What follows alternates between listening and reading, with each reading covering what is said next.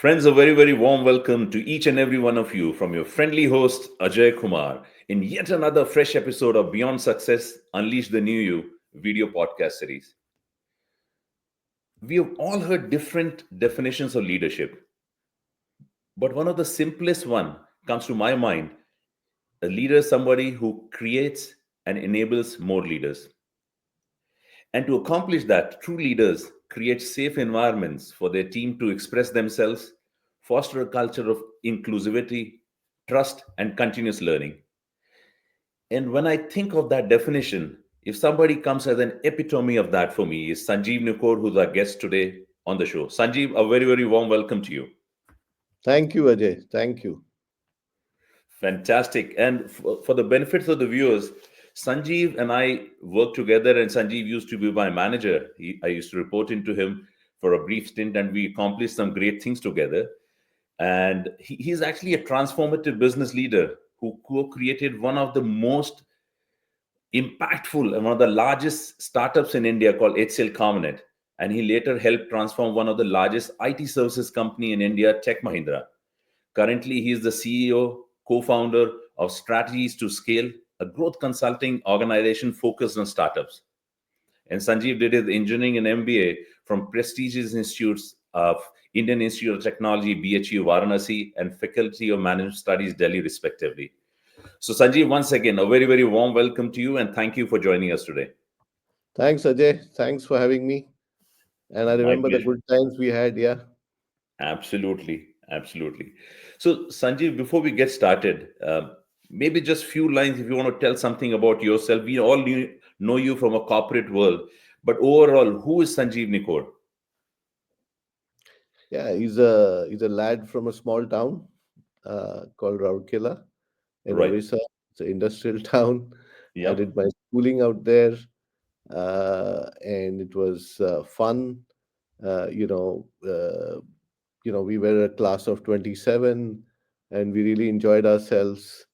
Got into IIT, and then 5 years of hostel life was Right. just even bigger fun, and then got exposed a little bit uh, to what I would say the culture and religion of a very ancient city called Banaras, Right. and so that was the additional benefit. And the additional benefit of being in a university rather than just an institute was that we got exposed to learning foreign languages, doing all kinds of things which a university campus could sort of provide us. Right. Uh, Right. so we did interact with students from arts, humanities, science, etc. So we got an all round view. Also got exposed to the politics at that stage. India had just we got admitted when emergency was lifted in India, so that was a fresh breath of air. And Right. so we could sort of feel the freedom in the air, right, as we Correct. entered campus. So, and then of course after that I got selected once I graduated by one a very young company in India called Aisha Motors. Right. As a mechanical engineer, I joined them, did my 1 year of graduate engineer training, and then sort of the MBA bug hit me, and so I went and joined FMS, Faculty of Management Studies at DU, one of the top MBA Right. institutes in India. And again, the DU life, the Delhi University life, back to campus for 2 years.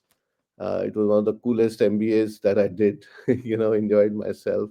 Correct. Correct. And Correct. then, of course, joined Aisha back as a manager with Aisha Motors, which was a joint venture with Mitsubishi. There was this liberalization coming in at that time. Rajiv Gandhi had become prime minister, Correct. and so the economy was opening up. That was 85, 86, and the first auto expo, I was given in charge to man the stall. We had a collaboration with the Japanese company to bring light commercial vehicles toured all over India. Uh-huh. And then suddenly I felt that maybe I should get into consulting. As a young person, you have a lot of ambitions and you Correct. are not able to settle initially into one career. Right. So I Right. joined the correspondent firm of Ernst& and Young in India. At that time, it was SB Bilimoria and Company. They were one of the leading management consultants and chartered accountants in India. So I Right. was there for 6 years, did a lot of projects, including for World Bank and ITC and some very big clients. The last client of mine was HCL, and there, I did a major study on what HCL can do new. At Hmm. that time, Vineet was appointed as the key person to head their diversification efforts. Correct. So I worked with him for 6 months. Within 6 months, he said, "Why don't you come and join me? We are starting a new thing." So that's how Comnet was started, which Right. was in communication, networking. So we realized that HCL was strong in computers, but was not there, absent in communication, networking, and that was a big need in the Indian market. So Right. we created this new company. Within a year, we had a big contract from National Stock Exchange. We were the pioneers in satellite communication. We brought Right. in research into the country. I came to US first time in 93, you know, 94, and I had my training in satellite communication Uh-huh. right in near Washington, D.C. That time, the company was owned by GTE. It was called GTE SpaceNet, GT. owned by Verizon, the erstwhile company of Verizon. Right. And the whole satellite communication we provided first time for stock trading in the world to National Stock Exchange, which was a new stock exchange in India, was path breaking, and it was a Right. big success. After that, we never looked back. We went into all kinds of networking, which was, we partnered with Cisco, we partnered with a number of wireless companies, and we had radio communication, we had terrestrial communication, we had satellite communication, and we created this company called Comnet, which later on got merged with HCL, became HCL Comnet by Hmm. 96. 99, we did the IPO of HCL Technologies, and HCL Comnet was part of that IPO. So we all got some stock options, and I was Right. chief Right. operating officer of the company in 2000. You know, and so I was flying high at the age of 40, a CEO. I headed the operations for 5 years. Then Vineet became the president of HCL Technologies in Correct. 2005, and I was given the charge as a corporate vice president for sales and marketing worldwide of Right. HCL Tech.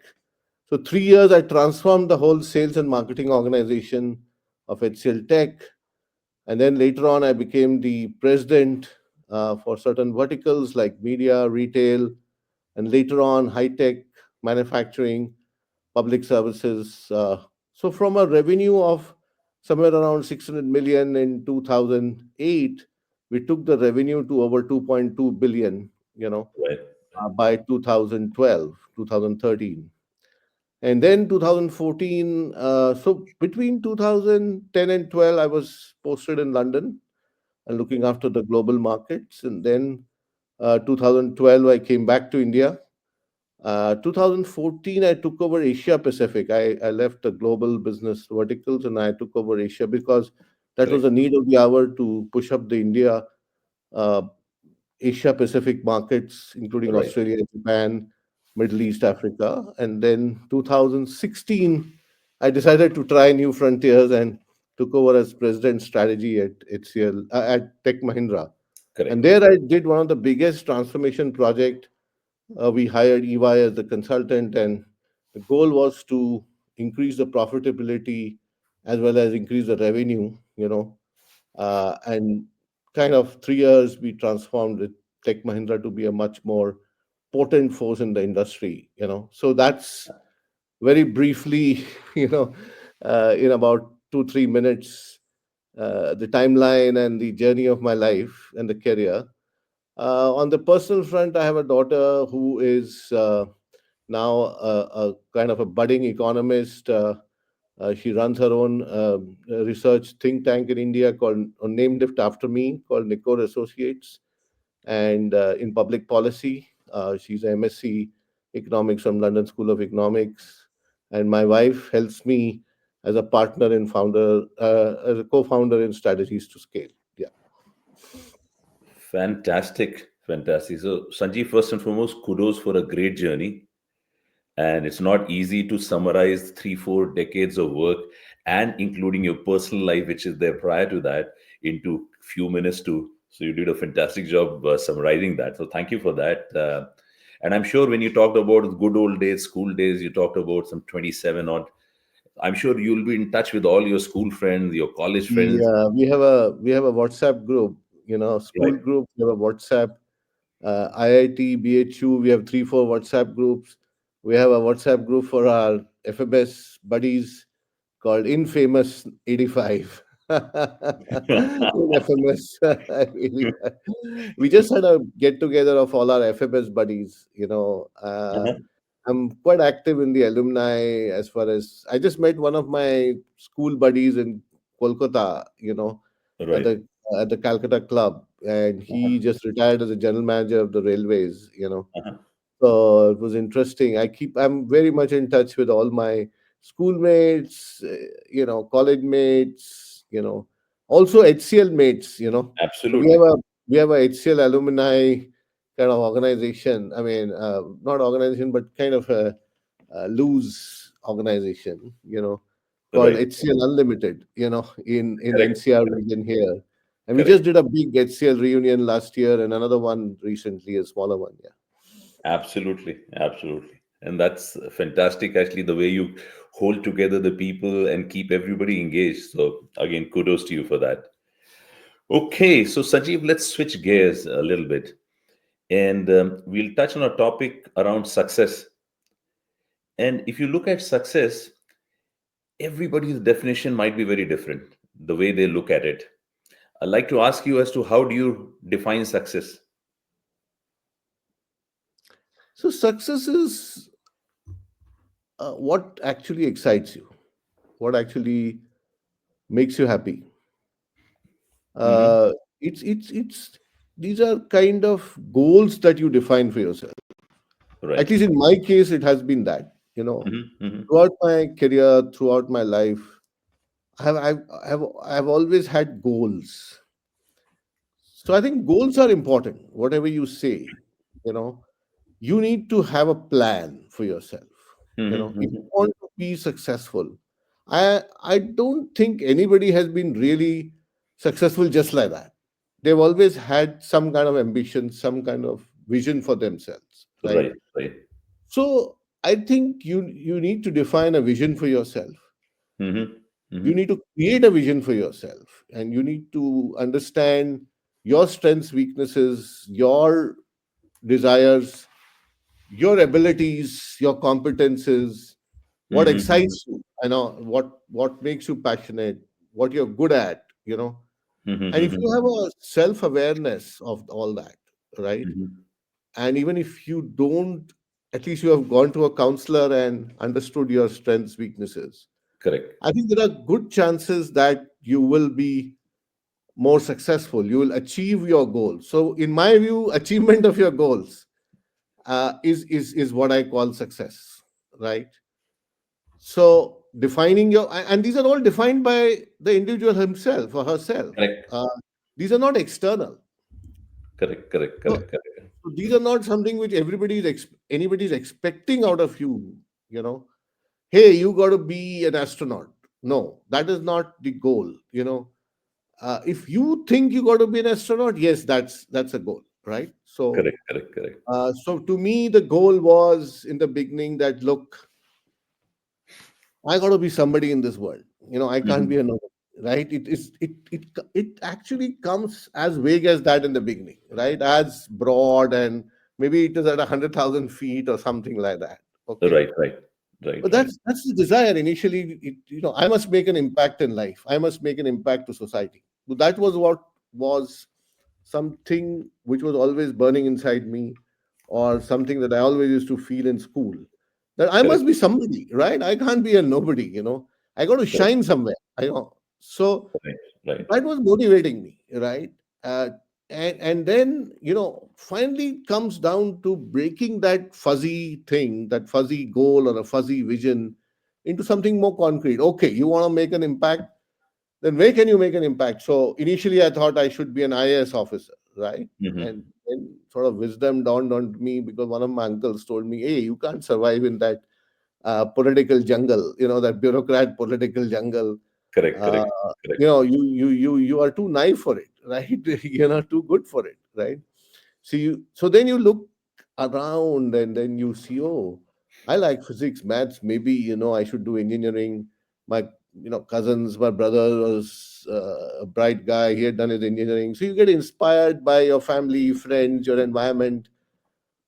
I knew I didn't want to do medicine, so I said, "Let me do engineering." At that time in India, it was either Absolutely, engineering or medicine. absolutely. Uh, and then when you get into engineering in a hostel, you want to shine in your cultural activities. Then you have short term goals. Even in school, you had short term goals. Oh, Correct, I must do good in my school exams. I must come first in my class. Right? correct, That's correct, a correct. short-term goal, right? And when you achieve that, I achieved that 3 years in succession, and I was happy. You know, Right, I was. I thought I was successful. I right, wasn't that good initially in debating, so my mom pushed me a little. She talked to my principal and my headmaster, and he said, "Okay, I'll encourage him." And then in 2 years I was a fierce debater, and that made me happy. That was success for me. So right, right. it is a goalpost which keeps on shifting. Correct, It's not something always, you know just one thing.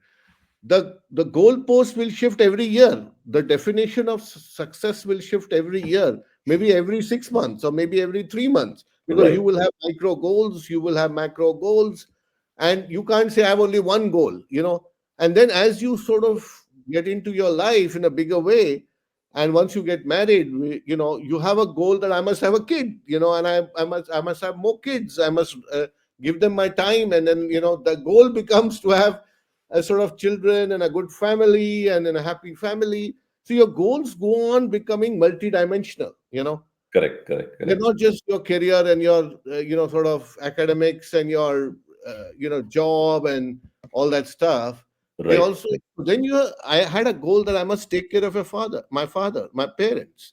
They've correct. given me so much support. So I did an off I haven't so I'll give you an example. Sure. When I got admission for MBA in IIM Calcutta, Xavier Institute in Jamshedpur, IIM Bangalore. But I chose Faculty of Management because it was in Delhi, because I wanted to take care of my father. He was not well. He just had a heart attack.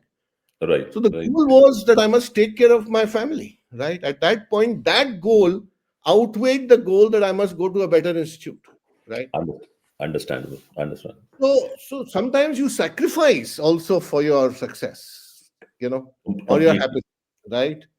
Right. And so sometimes you shuffle the goals around. So to me, definition of success is multidimensional. It Hmm. is what makes you happy, what makes you feel successful, what you think is important for you at a particular stage in your life, and it keeps changing the definition of success. Yeah. So you said several things which caught my attention when you're talking, Sanjeev, earlier. So when you talked about success, you define goals, and what I heard from you is these goals could be professional as well as personal goals, which are there. These could be short-term, long-term goals, combination of them.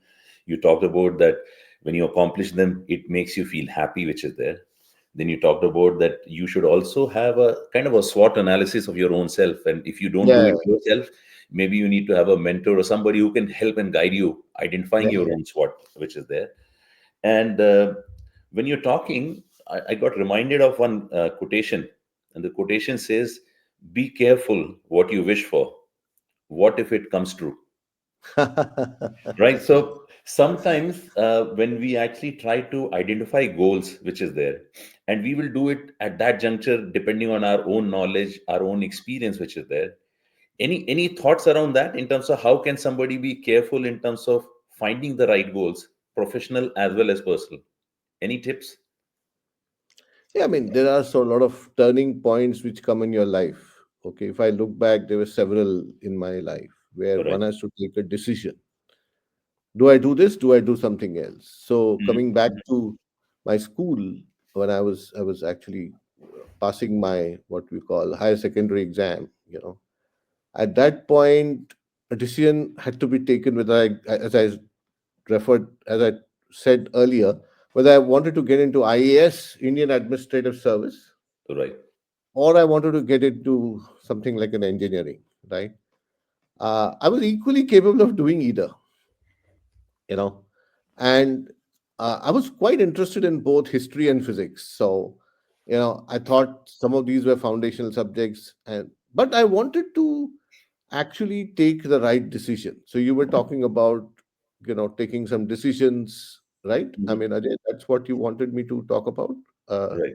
what was your question again? I mean, So, Sanjeev, basically saying that how do you identify the goals which are the right goals ha professionally ha. and Okay. personally? So for me, at that point, it was a big decision about the right goals for my career. It was the point at which I had to choose my career, because in India there is less flexibility once you choose the college or the course you want to take. Right? You can't Correct. sort of you can't say, okay, I'm doing my engineering now, I'll do my humanities. Right? There is less flexibility in India. It's more now, but at Right. that point it was very less. Okay. Absolutely. So I had to take the right decision. So how do I choose the right? So definitely I talked to a lot of people. I talked to my brother, I talked to my uncle, I talked to my immediate family, I talked to some experts. And my teacher wanted me to do IS. Okay. Mm-hmm. Mm-hmm. He gave me a different perspective, you Mm-hmm. know, uh, and ultimately, you also need to see where you can get employment, because that was a big thing. Back in So India. I think somewhere you got to anchor yourself, and also what makes a difference in terms of security. Mm-hmm. So Mm-hmm. what is important to you? Is it important to have a stable life? So I think there again you got to choose, right, as to what weightage do you give to different factors. Correct. Correct. Correct. Once you start giving weightage and you have criteria and start giving weightage, then you can make the right decision. Right. Got you. So if I s- if I then I did calibrate it quite a bit. So once I started giving weightage to potential to get a job, high weightage for engineering versus IS, because IS was a bit uncertain. The exam was very tough. So even if I went to a good college, did a lot of preparation, there was maybe just 10% chance that I'll make it to IS. But if I got through to engineering from IIT or any good college, 80-90% chance that I'll get a job, right? Right. Right. So when I started, weighing my options and applying weightage to things which sort of were important to me in the future, then I started making the right decision, and I think I made the right decision. Maybe the IS thing was an idealistic thing in my mind, Right. but Right. I made a practical decision. Correct. So this is Correct. just one example of how you can do that. I mean, there are many others, right? I'm sure. I'm sure. And when you're speaking, the underlining theme which also is coming across, Sanjeev, was that you should be driving your own life. When you said that you had to take a call, you went across and spoke to different people, your uncles, your brothers, your teachers, and just to decide which stream to pick up. And then you made your own call over there. So at every juncture, you need to be the driving force between your life decisions, which are there, personal and professional. Would that be fair to No, say? absolutely, absolutely. 1 year into my career after engineering, I was a graduate engineer training. Right. I wanted to become actually an entrepreneur. I wanted to start my own die casting unit for automobiles. Uh-huh. But I kind of talked to one of my managers at Aisha, and he said, "Hey, I think before you do all that, why don't you actually expand your vision and go and do management, right? That'll give you a different perspective." Right. Right. And then I looked at the fact that even my brother had done his MBA from IIM Ahmedabad, Hmm. and he was a different person, compared to what he was after engineering. Right. I said, well, let's just give it a chance. Correct. So, so when you talk to people, you're absolutely right. You got to talk to people. You got to talk to people who matter, who have Right. information, right? Correct. Relevant people. I'm not talking about irrelevant people, Correct. right? Correct. And when you seek feedback and when you gather these inputs and then take an informed decision, it's most likely you take a better decision. Better And I decision. never regret doing my MBA because that was the best course I ever did in my life. Even more, I enjoyed it even more than engineering, and I think it was I was more suited for it. Right? Right. Right. Right. No, absolutely. And that comes out in your interactions with others and how you take the next decisions in your life. So fantastic. Has has this definition of success changed for you? Sanjeev Nikore of today and Sanjeev Nikore who's a fresh pass out from college. Has that Yeah, greatly changed. greatly changed? Absolutely, yeah. I mean, today I contribute in many, many areas compared to what I was when I came out. I was very focused on my career and my family and all that, right? Mm-hmm. But today I'm also focused on society. I'm focused on doing community service. Hmm. Uh, I want to give back to society. At that time, that that bandwidth wasn't there. I was too consumed in building my career. So Hmm. today, success for me is not just what I'm doing in my career or just doing what I am for my family. Success means if I'm doing something for society, at large, am I doing something which is improving the lives of others, Absolutely. right? Absolutely. So that definition has definitely undergone a major Evolved, transformation. Yeah, evolved over the time. Yep. yeah. Yep. And success again, one of the better definitions I've heard about is saying that how many lives are better off because you lived. So Well, that yeah, definitely. That's a very fundamental thing, fundamental and thing. I'm completely in agreement with you on that one. Yeah. Very nice. Very nice. Well, even in my career, Hmm. I think I was very conscious of the fact that whether I was actually helping my teammates to grow, helping my team to grow, helping my organization to grow. Correct. Correct. Correct. Uh, Not only my organization, not only the business goals, but also people goals. Absolutely. Yeah. Absolutely. And I can vouch for that, Sanjeev. You and I worked together. And if you'd recall, the way I introduced you was the concept around how do you leaders create safe environment for their team members to grow and basically enable them become better leaders. So I can personally vouch for that, what you just said right now, which is there. Coming to another angle, which is there, and a lot of people struggle with this, Sanjeev, about when you have goals in professional life and you have goals in personal life, majority time there'll always be a clash. And in terms of time devotion to the personal things as well as professional things. And whatever I've seen, majority of the cases when there is a clash, the professional priorities always supersede the personal priorities. Now, when you talked about taking a decision of taking care of your father, when you decided to say that I'm not joining an IM because it's not locally available in Delhi, but you decided to pick up faculty of management studies, you took a call at that juncture. But when you come into the professional life, there would be so many things which would be at clash so many times. There's a commitment personal, but suddenly there's a large RFP, large deal, which needs you in front of the customer and you have to travel. Any thoughts around that in terms of how have you played that across in your life? How did you find that balance? Well, there are two aspects to it. Yeah, Uh-huh. certainly you're right. Many a times professional commitments override your personal commitments, but you can create a balance. It's not impossible. Hmm. You Hmm. got to believe in the fact that you can create a balance. Right. There are two ways of doing it. Hmm. Instead of balance, I would call it that you can create some kind of a, uh, coordination, good coordination between your personal commitments and your organizational commitments. First of Hmm. all, by choosing a few things initially. For example, when I passed out of my MBA course, there were many jobs on offer, but I Right. picked up one which gave me placement in Delhi, and that was important for me because I wanted to stay close to my parents, right, Correct. and Correct. take care of them. So that's a decision you take, right? I could have gone to say Bombay, or I could have gone even abroad I could have gone anywhere, but I decided to ground myself in Delhi, right? So first of all, it can be a planned affair because you got to devote some time to home and to Right. personal things, right?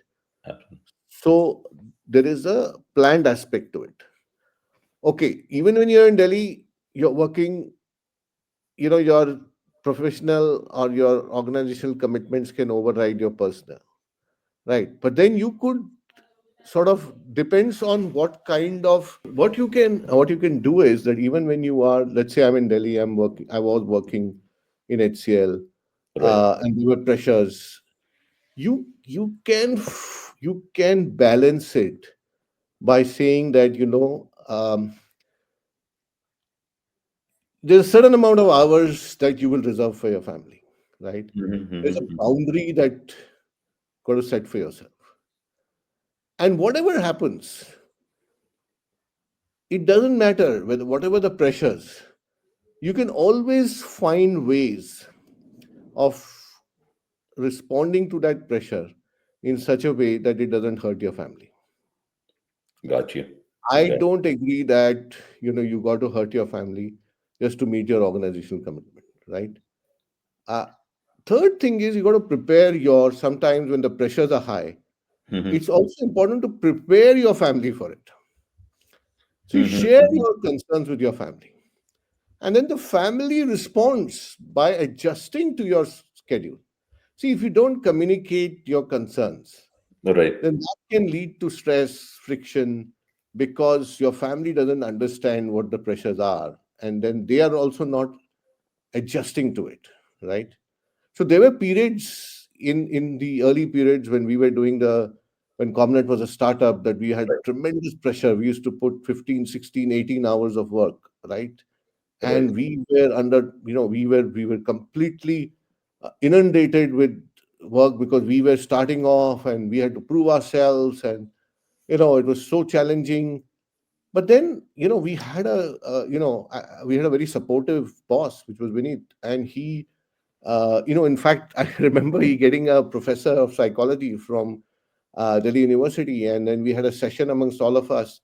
And then that professor counseled our spouses and said, "Look, you spouses have to become more independent, right? Because these guys have to work very hard." So he helped us to prepare our families for the pressure. So sometimes it's also very important to have a supportive work culture, a supportive boss, you Correct. know and many a times we continue to work for that supportive boss because he's that supportive, right? People work for people at the end of the day, right? Absolutely. So you Absolutely. actually need to find the right environment, the right job in which you're happy, you're able to balance. I'm not saying every time you can choose your job, but you can always craft and create a culture by talking about it with your family, by talking about it with your boss, by talking about it with your immediate circle.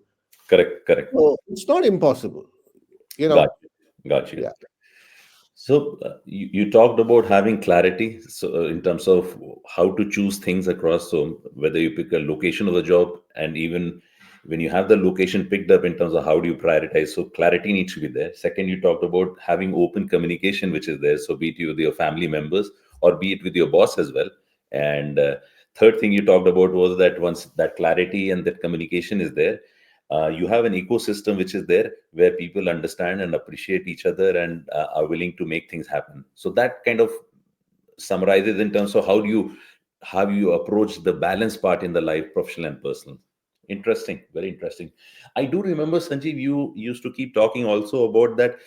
um, you need to be good at stealing time, Yeah. and you can't just allocate this is the number of hours I have my Yeah. family, Yeah. but sometimes in between you'll find sometimes. And how Yeah. do you take and do that?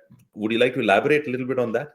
Yeah. See, this is what I call coordination between Uh-huh. your work and your family time, you know, your professional and your personal time. Yeah. Right, right. So the fact is that there will be spaces in your work. I mean, you can't be continuously working all the time. You can't. Correct. It's not possible that you would be lifting, you can't lift your head from the computer or whatever, right? Right, right, You will take breaks, and right. there are things that you will delegate to others, and you'll be waiting for others to return, come back to you with answers, right? Correct, So correct. when you are working with a, most likely with a team, there will be a lot of tasks which your team members will be also doing, so while they're doing their tasks and your tasks are done, you might find time slots where you are kind of idle, or you have some time to do other things. So maybe in that time slot, you could, sort of devote some time to your personal interests, personal hobbies, Mm-hmm. to, sort of to your family life. For example, if you are working on a large bid, right, and the response is taking say 8 or 9 hours, you don't have to hang around in the office.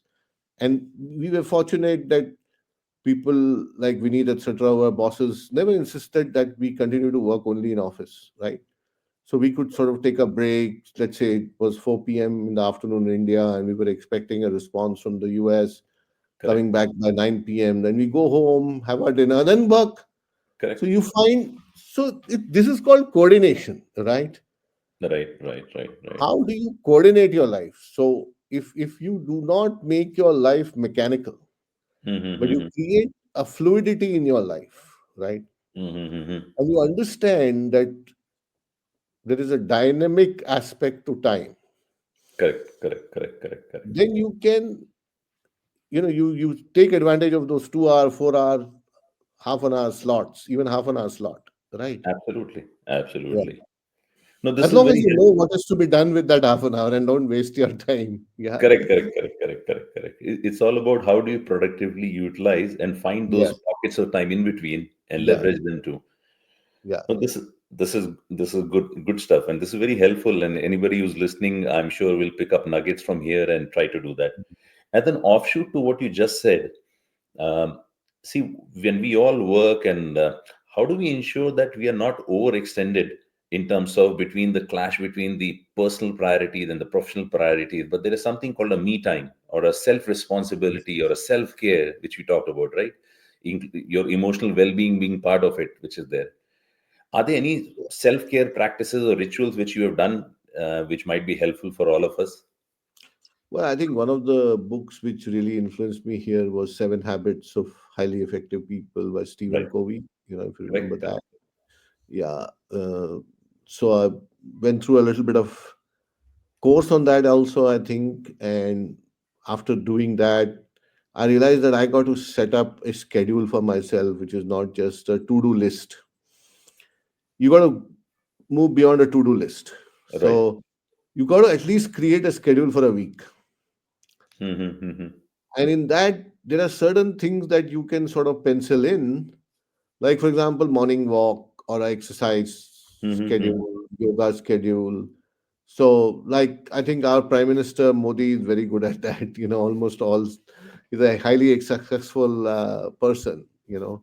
And even a lot of people I admire, even Shiv Nadar, for example, very good Right. at that. You know, Right. CP Gurnani later on in Tech Mahindra, who was my boss, very good at that. Right. Right. Right. So maybe what I have done in my life is, let's say, when I get up in the morning, after I browse my all social media stuff for half an hour, have my coffee, I take a 1 hour break and do a walk. Okay, or Mm-hmm. do some exercise, go to gym. So that's my me time, where I'm not going to get influenced by anything else, right? Gotcha. you know and then I make it very clear that if you give me a call at that time, I'm not going to respond. So you got to create those fence posts, and communicate to others that that is my me time. So Correct. Correct. me time is not just when you decide what to do, but you also got to communicate to the external world, because you are Right. interacting with so many people, right? So many things. So if everybody else knows and you set the right expectation for your me time, you Right. block Right. your me time, then everybody kind of falls in line. People do understand, and people Understand. do respect. So that's Absolutely. how you do it. That's how you do it. I'll give you a small example of that. Yeah. Absolutely. Actually, on a lighter note, I'm going to ensure that, or maybe try to ensure that maybe we take these 1 2 minutes excerpts which you just said about where you quoted and have maybe Mr. Modi, Vineet, Mr. Nader, CP, hear those portions, because that's again a very nice thing actually, Sanjeev, which comes across is that a sense of appreciation of gratitude from people whom you learn from, and Mhm. you pick up the best practices. And I've seen you Yeah, always also, doing that. Even in the last whatever 40 minutes we've been chatting, these names came up because you have that sense of appreciation where you learned something from them and you acknowledge that openly, which is such a great thing, and we should all learn to pick up from there. So and thank you. also Vineet Nayyar, Absolutely, goes who's without been saying. my guru all throughout. Yeah, yeah, yeah. Absolutely, absolutely, 100%. So, from the movie Rocky, there used to be a famous dialogue which says, "It doesn't matter how many times they get knocked down. All that Mhm. matters is you get up." So, is there any experience which you came across as which might be a good example to consider of resilience, where something happened and you kind of fought through and came back, and something which was a great learning for you and which others could also learn from? Any such instance comes to your mind? Oh yeah, many such instances. Uh, One of the first one which comes is that we are fighting a very big deal. That was somewhere in 2011 or 12. When I was in the UK, I was heading the global vertical for retail. Right. Mm-hmm. So we had a very big client uh, called IKEA. Yeah, Everybody's heard of IKEA, right? absolutely. Absolutely. And we used to do a lot of work for them. And then suddenly they decided that they're going to do a vendor consolidation, and they came out with an RFP. Mm-hmm. Some of the conditions in the RFP were very adverse to Indian vendors, Indian service providers like us, because they wanted us to rebadge all their people in Sweden, and it was very difficult for us to give that kind of bid, because it was very difficult for us to incur that kind of cost, and there was a cultural issue of Mm-hmm. managing those European engineers. Mm-hmm. So anyway, we did give a bid, a pretty good bid, Mm-hmm. and as predicted, you know, um, we kind of got selected only for a very small piece of work which we were doing in one area, Mm-hmm. and the majority of the work went to IBM and Capgemini and companies like that, which were uh, global multinationals, right, and were a very strong footing in terms of managing, European staff. You know. Right, right. So we were very disappointed, having lost quite a bit of business. But I turned back, and in the meeting with the client, and when they announced it, I said, "Thank you for considering us for this piece of work." Right. So all my team looked at me and said, you know, Uh-huh. but we got only a very small piece. I said, doesn't matter. We got that piece. We are still there, Right, right? So look at the absolutely. silver lining, and we'll bounce back because we are good at that piece. We were good at all the work we were doing, and if we continue to do good work, we will expand back, and Correct. that's what happened. If you now look at the amount of work HCL does for IKEA, it's 10 times of what we were doing that time, and we have again Absolutely. become one of the major vendors. Absolutely. Absolutely. So it's all about the resilience. It's all about the attitude. It's all about how you take setbacks. Uh, at that point in time, you may feel that the world is crashing down on you. Everything is closed, all doors are closed, but they Right, never are. right. But they never are. It's all in the mind. Mm-hmm. So Correct. that's one example of how we bounce back because of the positivity, the attitude, Got the the so if you think you're defeated, then you will get crushed, because but mentally, if you think you're not defeated but it's just a setback and you can bounce back, then you will definitely do that. So it's all depends on how you treat failure, because you. no failure or no success is permanent in life. That is so true. That is so true. I think there's another quotation from Henry Ford, and I don't remember the exact one, but he talked about saying that if you think you can do it, or if you think you cannot do it, you're right in both cases. Yeah. It's And all one of about my that. mentors, yeah, one of my mentors in when I was in Ernst and Young, Right. one of my mentors in SB Memoria, Behram Hatikhanawala, he was MBA from Harvard. He used to tell me, Sanjeev, life is a sine wave, Hmm. sinusoidal. There will be successes, there will be failures. You need to have an emotional quotient strong enough to ride the wave. You got to be even. Correct, correct. You have to, And if you're even and you're sort of focused on your longer term goal, right. temporary setbacks will go away. And ultimately, when you look back in life, you would have seen that you have progress. It's like the stock market, actually. Uh-huh. Nowadays people are very scared. Last few months the stock market is coming down, and Correct, every day I get messages on WhatsApp.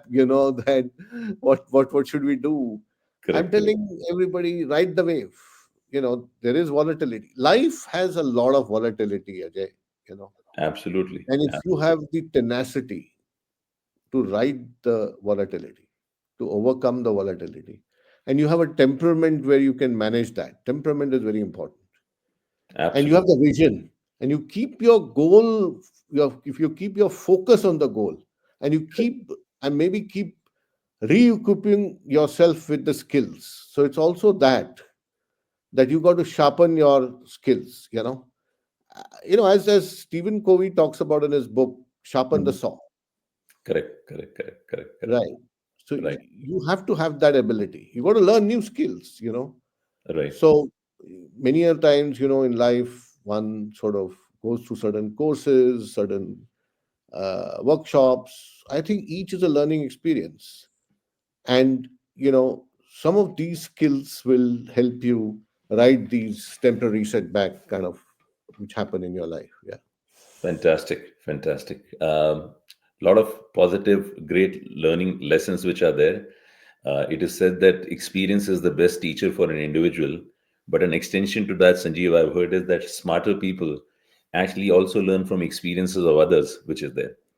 And I hope our viewers today will get so many nuggets of learning today from your experiences which are there, and they try to imbibe that whatever is relevant to them in their part of life, and do a better job as an individual, at the professional, on a personal level, and find that balanced success for themselves. So, Sanjeev, we almost on the top of the hour for our conversations.